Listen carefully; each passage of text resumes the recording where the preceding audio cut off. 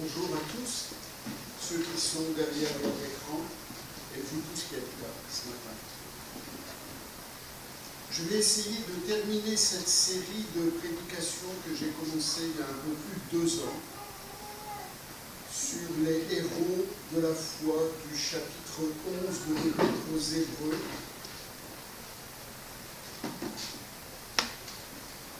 Donc c'est le 9e message. Le dernier que nous avions vu était en juin, il y a presque 3 mois. Et on avait vu Rahab, la païenne prostituée qui s'est distinguée par une foi époustouflante dans Yahvé, le Dieu créateur du ciel et de la terre. Elle s'est engagée en mettant cette foi en action. Elle a pris fait et cause envers le peuple ennemi, a accueilli les espions et a obtenu le salut pour elle et sa famille.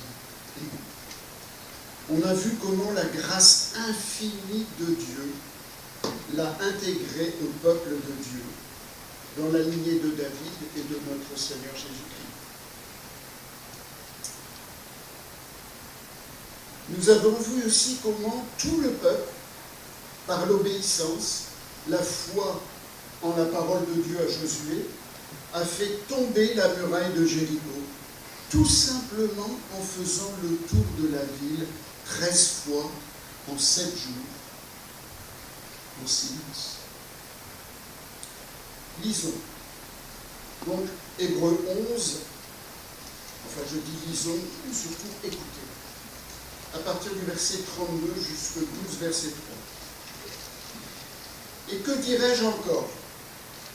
Car le temps me manquerait pour parler de Gédéon, de Barak, de Samson, de Jephthé, de David, de Samuel et des prophètes, qui par la foi vainquirent des royaumes, exercèrent la justice, obtinrent des promesses, fermèrent la gueule des lions, éteignirent la puissance du feu, échappèrent aux tranchants de l'épée, guérirent de leur maladie, furent vaillants à la guerre, mirent en fuite des armées étrangères. Des femmes recouvrèrent leur mort par la résurrection. D'autres furent livrés au tourment et n'acceptèrent pas de délivrance afin d'obtenir une meilleure résurrection. D'autres subirent les moqueries et le fouet, les chaînes et la prison.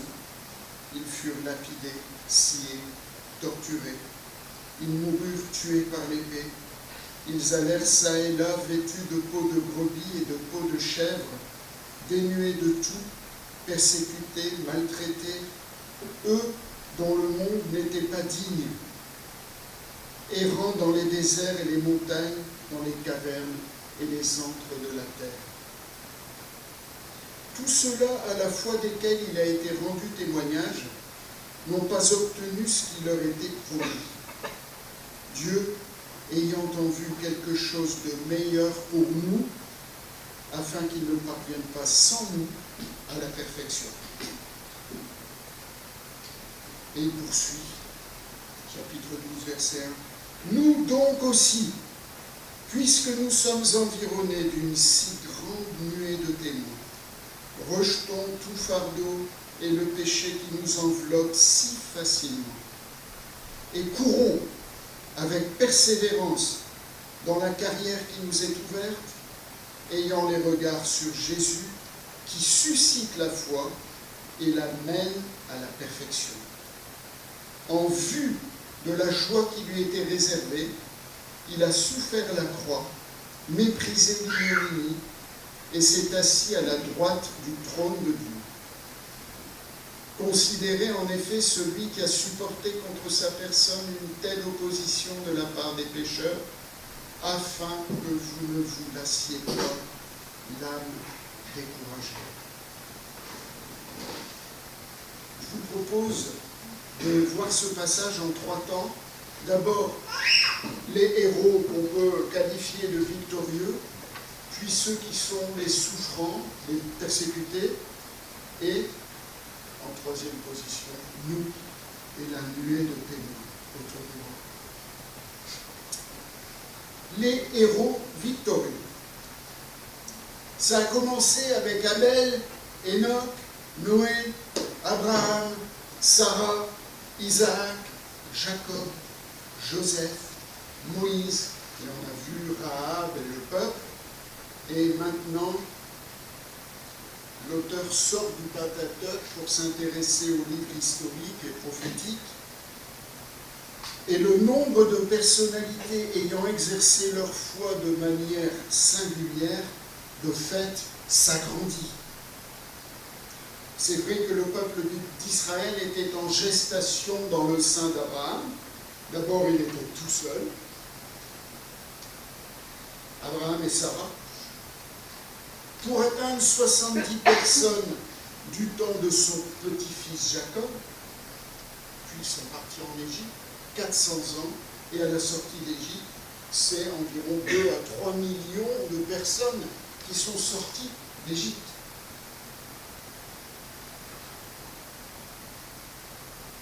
Donc ça devient un réservoir plein de héros de la foi dont les exemples peuvent nous inspirer. Et vu qu'on n'a pas le temps pour résumer, comme le dit l'auteur, de voir tout en détail, l'auteur qui s'adresse à des Hébreux qui connaissent les Écritures, il s'adresse à nous aussi. Certains d'entre nous connaissons bien les Écritures, d'autres un peu moins, mais en tout cas, il nous invite à deviner, à réfléchir et à faire le boulot. Il procède par allusion. Alors, classés parmi les victorieux, il y a Gédéon, Barak, Samson, Jephthé, Samuel, David. Bon, Samson, sachant que même les victorieux, ils ont eu des grosses défaites. Comme Samson, par exemple, qui, à la fin de sa vie, s'est fait crever les 2 yeux. Et puis, il est mort, plus ou moins en se suicidant, mais en écartant les colonnes de la terrasse sur laquelle se trouvaient 3000 Philistins. Et donc, l'auteur nous dit que ceux qu'il fit périr à sa mort furent plus nombreux que ceux qu'il avait tués pendant sa vie. Pas la même époque.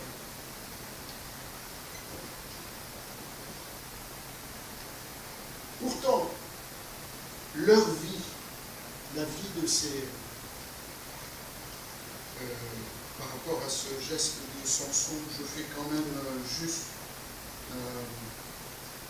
une relation avec le Seigneur Jésus, qui, sur la croix, par sa mort, nous donne la vie.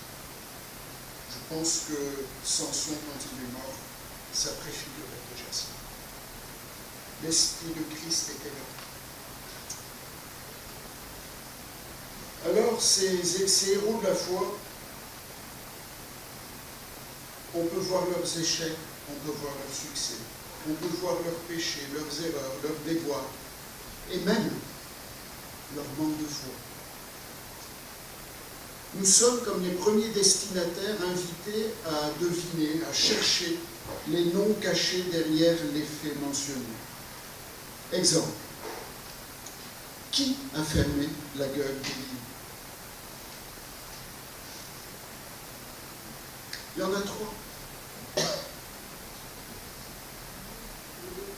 Il y a Samson, il y a David, il y a Daniel.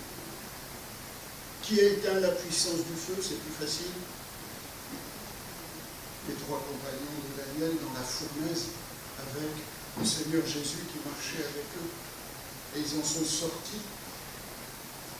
Même pas un cheveu brûlé. Notre Dieu est puissant. Quelles femmes ont obtenu leur mort par la résurrection? Élie a ressuscité le fils de la veuve de Sarepta. Élisée a ressuscité le fils de la Sunamite. Et là encore, quelle allusion à la mort de Jésus-Christ, puisque Élisée s'est allongé 3 fois sur le corps mort de l'enfant, les bras écartés sur les siens. 3 fois. Et finalement, il s'est réchauffé, il a repris vie. C'est dans la mort de Christ que nous avons la vie. C'est tellement évident, même si eux n'ont pas forcément compris ce qu'ils faisaient.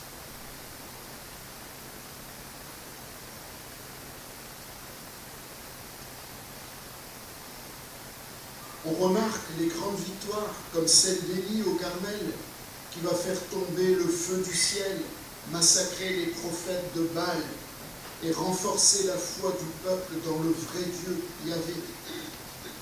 Mais que dire de sa fuite devant la reine Jézabel et sa profonde déprime, au point où il va demander la mort? L'apôtre Jacques nous dit qu'Élie était un homme de la même nature que nous. Oui, la Bible n'est pas un livre mythologique, un recueil de contes merveilleux destiné à nous divertir. C'est un texte littéraire contenant des récits historiques, prophétiques, législatifs, poétiques, contenant sagesse et morale. Elle n'enjolive pas l'histoire de ces héros. Ce n'est pas Hollywood. Elle ne cache pas leurs défauts, leurs péchés, leurs défaites. C'est un livre divin, mais aussi profondément humain. Nous pouvons nous identifier avec ces saints personnages qui sont des hommes de la même nature que nous. On n'a pas besoin de se prendre pour des super-héros pour leur ressembler. On n'a pas besoin de se présenter plus spirituel que le monde, comme le faisaient les pharisiens de Jésus. Alors jetons un coup d'œil sur Gédéon, simplement, le premier mentionné. Israël est durement opprimé par les Madianites. L'ange de l'Éternel lui apparaît pour lui annoncer qu'il va délivrer Israël des Madianites. Et que lui dit l'ange? Première parole. L'Éternel est avec toi, vaillant héros. Wow. Fermez les yeux, imaginez que l'ange de Dieu vous apparaisse et vous dise: l'Éternel est avec toi, vaillant héros. Pourtant, il n'avait encore rien fait, sinon se plaindre que Dieu les avait abandonnés. Une petite phrase riche en signification. Elle pourrait résumer à elle seule les destins de tous ces champions, comme elle devrait résumer le nôtre aussi. N'est-ce pas quand Dieu est avec nous que nous sommes des vaillants héros? Et combien souvent, au contraire, on se bat, on tape à travers parce que Dieu n'est pas avec nous. Lorsque nous sommes vaillants, vigoureux, lorsque nous laissons Dieu agir, lorsque nous cherchons la gloire de Dieu et non la nôtre. Il est intéressant, quand on lit le livre des juges, de repérer quels sont les moyens et les instruments que Dieu utilise pour donner la victoire. Mais alors, c'est déroutant, incroyable.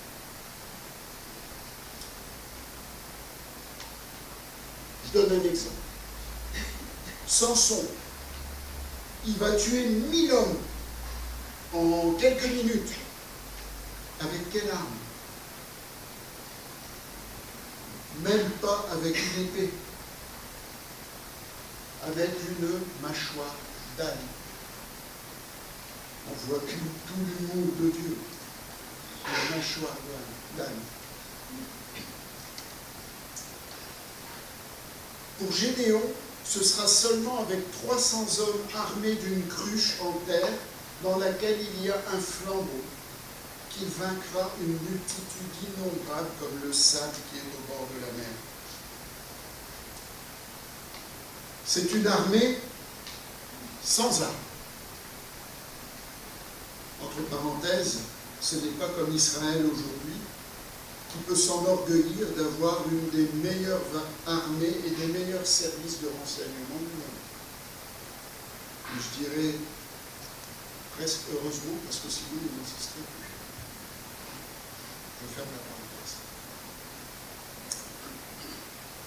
Peut-on voir dans ces cruches cassées, pour laisser passer la lumière, une image de ce que nous sommes? Gédéon, au signal de la trompette, ces 300 hommes vont casser la cruche qui porte, et le flambeau qui était à l'intérieur va briller, illuminer. Ils vont mettre en déroute toute cette armée de milliers d'hommes de Madianites qui vont lever leur épée les uns contre les autres et sauter détruire. Et l'apôtre Paul nous dit dans 2 Corinthiens 4, 7, « Nous portons ce trésor dans des vases de terre, afin que cette grande puissance soit attribuée à Dieu et non pas à nous. » C'est vrai que c'est un grand handicap. Combien souvent dans ma vie j'ai été trop fort, mais je me suis battu avec Dieu au lieu de le laisser agir tout seul.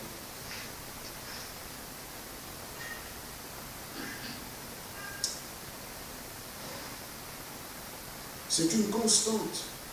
La confiance en soi, en sa force, en son équipement, en son expérience, n'apporte pas forcément la victoire escomptée. Mais c'est d'abord la confiance en Dieu. On le voit dans l'histoire d'Israël. Ce n'est pas les grands rois qui ont eu une armée terrible qui ont eu les plus grandes victoires. C'est ceux qui ont fait confiance en Dieu qui ont eu les grandes victoires.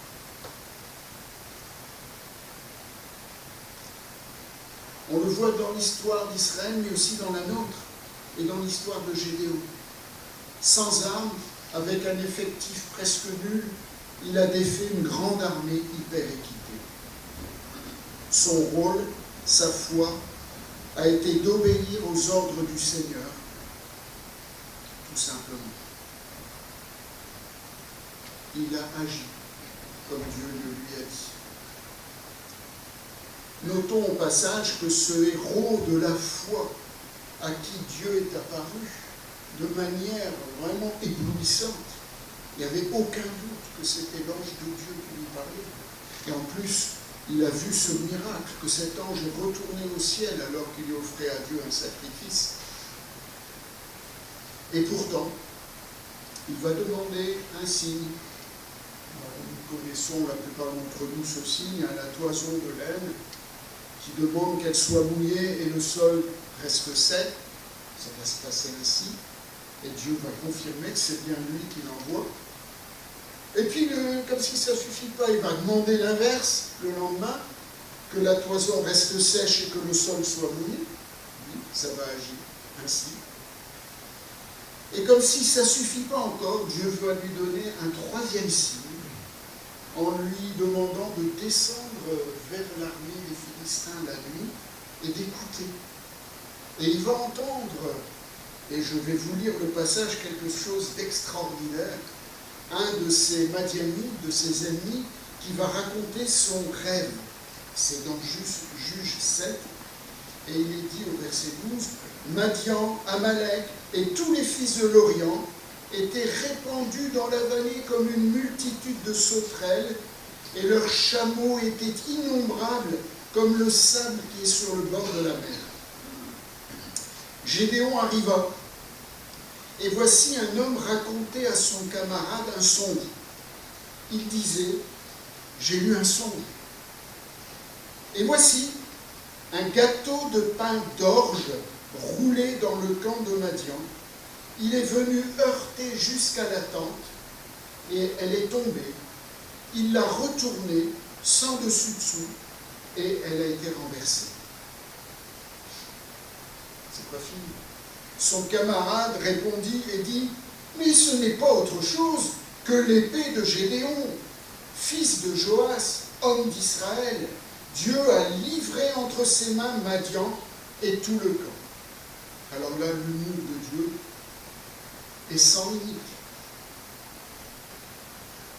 C'est un ennemi qui va raconter son rêve à un autre ennemi, et cet autre ennemi va lui donner l'explication que nous allons avoir la défaite, et c'est monsieur Untel qui va l'avoir, la victoire.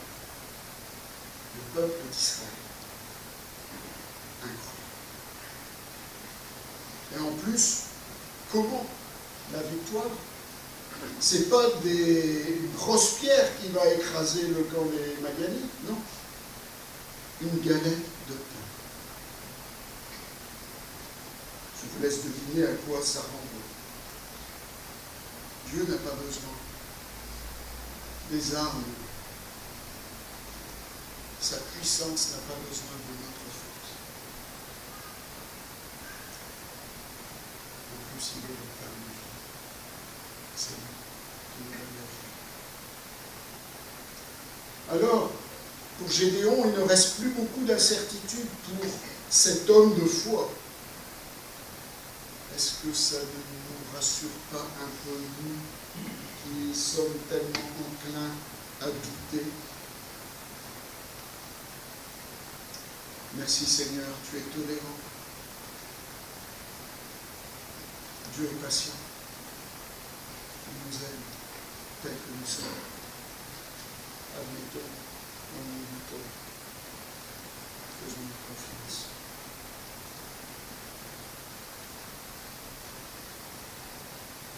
Deuxièmement, les héros souffrants. J'irai plus vite. Ce sont les autres. Ceux dont la vie n'est pas caractérisée par la victoire, mais à vue humaine par l'échec. Et ici, aucun nom n'est mentionné. Seuls les genres de souffrance, de rejet, de persécution sont mentionnés. Les auditeurs hébreux et nous-mêmes, connaisseurs de la Bible, pouvons deviner la longue liste des prophètes ayant été moqués, emprisonnés, fouettés, tués. Jusqu'à aujourd'hui, Satan poursuit sans relâche le peuple de Dieu en les accusant jour et nuit devant Dieu, et en ameutant les gens du monde contre Israël, les Juifs et les chrétiens. Et si on n'est pas convaincu, il suffit d'écouter l'actualité. 350 millions de chrétiens dans le monde sont persécutés, d'après le rapport de Portes Ouvertes, le dernier. Un chrétien sur 7 est fortement persécuté. Chaque année, on consacre une journée, un dimanche, le dimanche de l'Église persécutée, pour penser à eux, prier pour eux, faire une action pour eux. Cette année, ce sera le 10 novembre. Alors la liste s'allonge d'année en année, ainsi que le nombre de pays, qui étaient 50 et qui maintenant arrivent à 80 pays, où la persécution est intense. 80 pays sur 200. Et nous, dans nos pays occidentaux sécularisés, nous voyons notre liberté d'expression menacée, diminuée, et nos valeurs dénigrées, nos croyances méprisées. Mais la porte reste ouverte pour évangéliser, comme ça a été le cas à Paris, à Lille et les autres villes de France où il y a eu les Jeux Olympiques, et notre sœur Sandra pouvait vous le rapporter avec enthousiasme. C'est dans la crainte et l'opposition qu'il faut semer la bonne semence de la parole de Dieu. J'en viens au troisième point. Il s'agit de nous, qui sommes entourés de cette nuée de témoins, comme l'auteur fait cette métaphore. Alors cette liste se termine comme elle a commencé. Au verset 3, il nous dit « C'est par la foi que nous reconnaissons que l'univers a été formé par la parole de Dieu, en sorte que ce qu'on voit n'a pas été fait de choses visibles. » Et il poursuit au verset 12, au chapitre 12, verset 1, « Nous donc aussi, puisque nous sommes environnés d'une si grande nuée de témoins, rejetons tout fardeau et le péché qui nous enveloppe si facilement, et courons avec persévérance dans la carrière qui nous est ouverte. »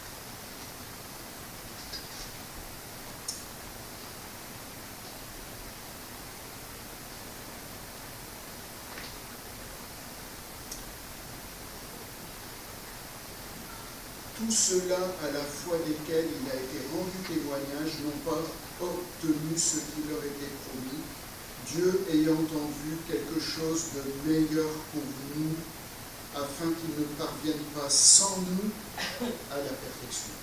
Je me suis trompé, j'ai lu un verset avant qui me correspond. La Bible rend témoignage de leur foi, de cette nuée de témoins, car qu'ils aient en apparence vécu une vie caractérisée par la réussite ou par l'échec de la persécution, ils sont tous réunis par le même constat. Ils n'ont pas obtenu ce qui leur était promis. Pourquoi ? Parce que la perfection, le plein accomplissement est à venir. Et ce plein succès, la réussite totale, ne peut pas se faire sans nous. Et j'aimerais vous lire quand même ce que dit l'apôtre Pierre à ce propos. Dans 1 Pierre 1 au verset 10, il nous dit « Les prophètes qui ont prophétisé touchant la grâce qui vous était réservée ont fait de ce salut l'objet de leurs recherches et de leurs investigations. Ils voulaient sonder l'époque et les circonstances marquées par l'Esprit de Christ qui était en eux et qui attestait d'avance les souffrances de Christ et la gloire dont elles seraient suivies. Il leur fut révélé que ce n'était pas pour eux-mêmes, mais pour vous qu'ils étaient les dispensateurs de ces choses, que vous ont annoncé maintenant ceux qui vous ont prêché l'Évangile par le Saint-Esprit envoyé du ciel et dans lesquels les anges désirent plonger leur regard. Ces choses dans lesquelles les anges désirent plonger leur regard, c'est cet incroyable mystère de l'Évangile du salut que nous avons déjà reçu en Jésus-Christ. Et comme le dit Paul dans Colossiens 2, car en lui habite corporellement toute la plénitude de la divinité. Vous avez tout pleinement en lui, qui est le chef de toute domination et de toute autorité. Nous avons ce trésor dans notre vase de terre. Et comme ces héros de la foi, nous traversons la vie dans ce monde dans des moments de victoire ou de défaite, d'exaltation ou de dépression. Honoré, distingué ou au contraire méprisé ou sans aucune reconnaissance, car nous sommes comme étrangers et voyageurs sur la terre. Et nous attendons le plein accomplissement de la promesse. Alors, nous sommes donc sans cesse en tension entre le déjà et le pas encore. C'est la dialectique, comme dirait Hegel. N'est-ce pas cela pour nous, vivre par la foi? C'est Marjorie Legendre, dans le dernier numéro de Théologie évangélique, qui dit cette phrase que je trouve très juste. Être chrétien, c'est vivre ou plus modestement, essayez de vivre dès aujourd'hui les valeurs du royaume de Dieu à venir. Et de quoi avons-nous donc le plus besoin? Et là encore, l'auteur fait une inclusion, puisque le chapitre 11 est initié et se termine par ce mot, la persévérance. Il nous dit, au chapitre 10, verset 35, « N'abandonnez pas votre assurance à laquelle est attachée une grande rémunération, car vous avez besoin de persévérance, afin qu'après avoir accompli la volonté de Dieu, vous obteniez ce qui vous est promis. » Encore un peu de temps, ça nous paraît long.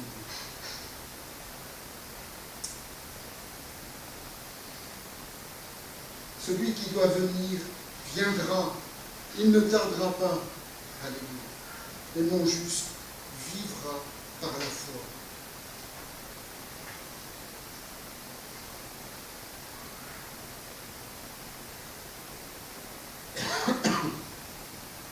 Et chapitre 12, verset 1, « Nous donc aussi, puisque nous sommes environnés d'une si grande nuée de témoins, rejetons tout fardeau et le péché qui nous enveloppe si facilement, et courons avec persévérance dans la carrière qui nous est offerte. » Alors on vient de vivre les Jeux Olympiques, et ça se terminait par le marathon. Et on peut faire une comparaison entre les marathoniens et ceux qui courent le 100 mètres. Ceux qui courent le 100 mètres, c'est des mecs musclés, massifs, qui courent à 36 km/h à peu près. En 10 secondes, ils font 100 mètres. Mais demandez-leur de faire un marathon, je ne suis pas sûr qu'ils accepteraient.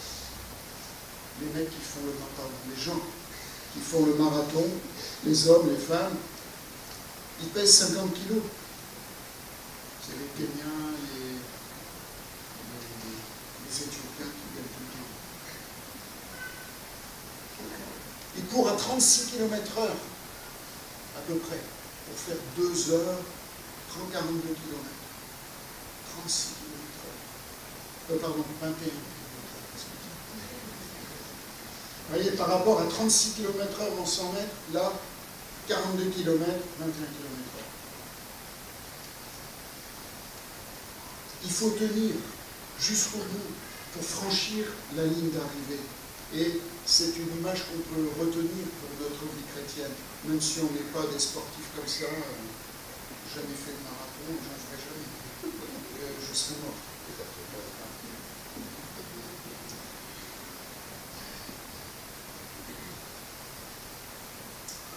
Et alors l'auteur termine, non seulement il faut courir avec persévérance, mais il faut avoir les regards sur Jésus qui suscite la foi et l'amène à la perfection, qui en vue de la joie qui lui était réservée a souffert la croix, méprisé l'ignominie et s'est assis à la droite du trône de Dieu.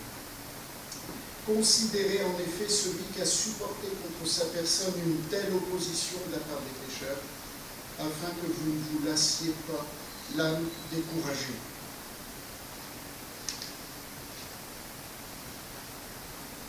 Jésus vient clôturer cette galerie de héros. Il la résume en lui-même. Il est notre suprême exemple. Et l'auteur nous invite à considérer Jésus. Tout ce qu'il a subi, lui qui avait droit à tous les honneurs, a subi la terrible humiliation de la croix. Lui qui aurait pu entrer à Jérusalem sur un coursier majestueux, il a préféré entrer à Jérusalem sur un anneau. Conclusion. Alors je vais réclamer votre persévérance, ça ne va pas être long, mais je vais quand même lire deux textes qui seront la conclusion. Le premier texte, c'est dans 1 Timothée chapitre 6. versets 11 à 16. L'apôtre Paul vient de parler du danger de chercher la richesse, l'argent.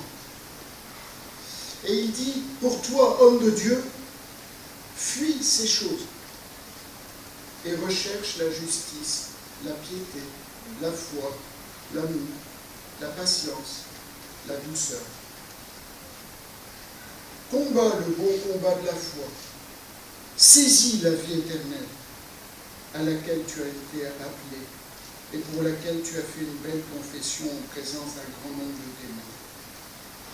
Je te recommande devant Dieu qui donne la vie à toutes choses et devant Jésus-Christ qui fit une belle confession devant Ponce Pilate, de garder le commandement et de vivre sans tâche, sans reproche, jusqu'à l'apparition de notre Seigneur Jésus-Christ, que manifestera en son temps, et c'est bientôt, le bienheureux et seul souverain, le roi des rois et le Seigneur des seigneurs, qui seul possède l'immortalité, qui habite une lumière inaccessible, que nul homme n'a vu ni ne peut voir, à qui appartiennent l'honneur et la puissance éternelle.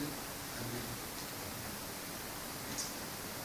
Et le deuxième et dernier texte, c'est dans Luc 13, à partir du verset 28, 3 versets. Jésus est en train de répondre à des chefs religieux qui l'attaquent et il précise la différence entre le chemin large et la porte large que beaucoup prennent et la porte étroite et le chemin étroit qui mène au paradis. Il avertit et il prophétise. C'est là qu'il y aura des pleurs et des grincements de dents quand vous verrez Abraham, Isaac et Jacob et tous les prophètes dans le royaume de Dieu et que vous serez jetés dehors. Mais il en viendra de l'Orient et de l'Occident, c'est nous, les Occidentaux, du Nord et du Midi. Du Nord, c'est nous aussi. Et ils se mettront à table dans le royaume de Dieu. Vous savez, le royaume de Dieu, c'est pas que des nuages et des cigares. Il y aura des tables. Notre corps ressuscité sera un corps en chair et en os, mais pas comme celui qu'on a maintenant. Je ne ferai aucune comparaison. On sera capable de boire, de manger, de parler, peut-être plusieurs langues, je ne sais pas. Faire une digression. On sera à table dans le royaume de Dieu. Alors il ne dit pas avec qui, mais il a mentionné Abraham et tous les prophètes. Et voici, il y en a des derniers qui seront les premiers, et des premiers qui seront les derniers.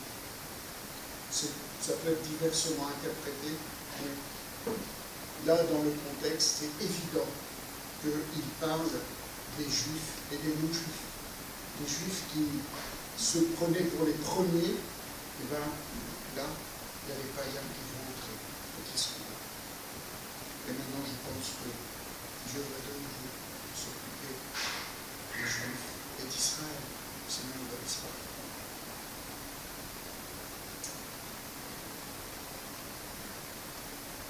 Notre table est réservée auprès du Seigneur avec nos pères dans la foi.